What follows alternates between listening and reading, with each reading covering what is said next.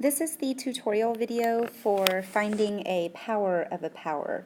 Now don't forget, the rule for finding a power of a power is included on your Eoc formula chart. So if you forget, you could always look at your formula chart. So on your formula chart, it's listed as a to the m raised to the n equals a to the m times n. So remember, what this means is that when you're raising a power to a power, this power that's outside the parentheses is going to be multiplied by the power inside the parentheses and then applied to the base. Okay? So this is power of a power.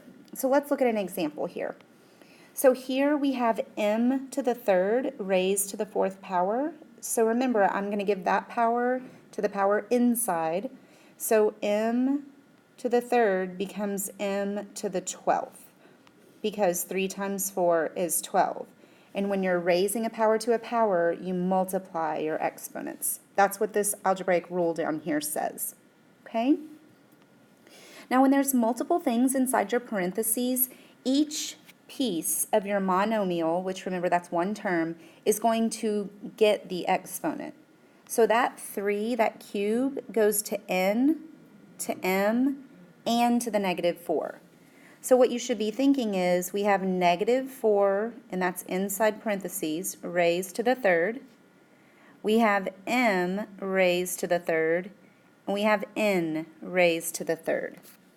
Now if you're using your calculator, you have to be really careful because a negative number raised to the third power is still going to be a negative answer. So that means negative 4 times negative 4 times negative 4. Remember, this tells me how many times I'm multiplying my base.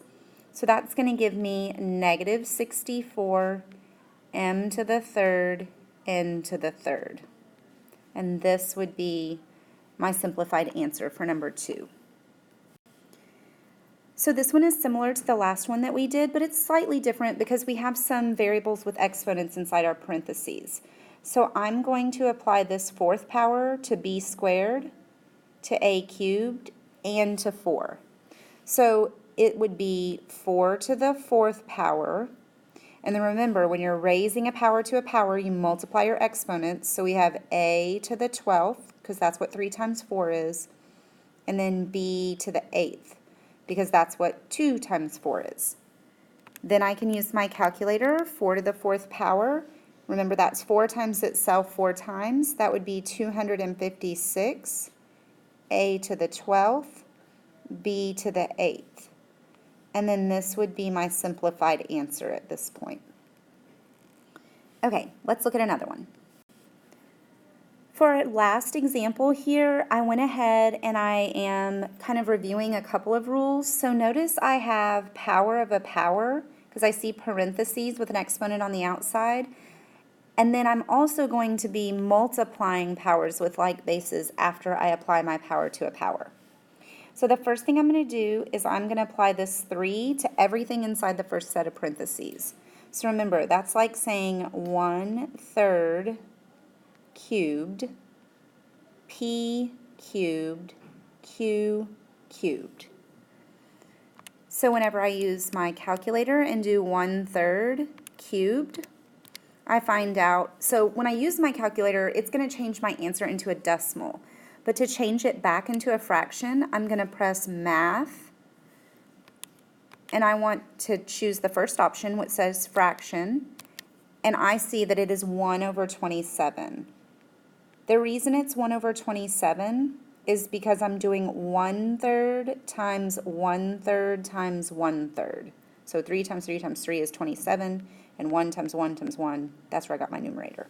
Okay, so this is my simplified monomial for the first part. Now I'm going to take care of that second part. So I want to give this square to q to the fourth, p to the third, and to the 3. So in your mind, you're thinking 3 squared, p, and then 3 times 2 is 6, q, and then it's 4 times 2 is 8.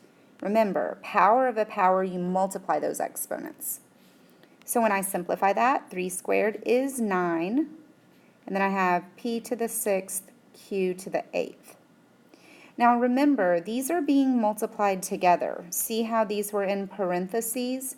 So now that I have my monomials simplified as far as the power of a power, now I need to multiply, which is what we learned on day 1 of our exponents.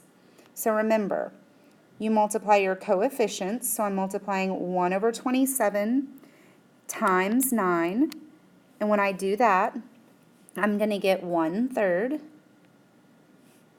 Then I'm multiplying p to the 3rd times p to the 6th. So if you look at your formula chart, this is multiplying powers with like bases. On your formula chart, it says product of powers. So remember, when I'm multiplying two things together with the same base, I add my exponents.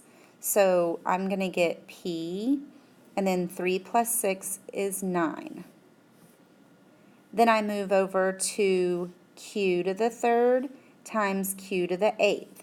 So remember, I keep my base, and then I'm adding my exponents. So 8 plus 3 is 11.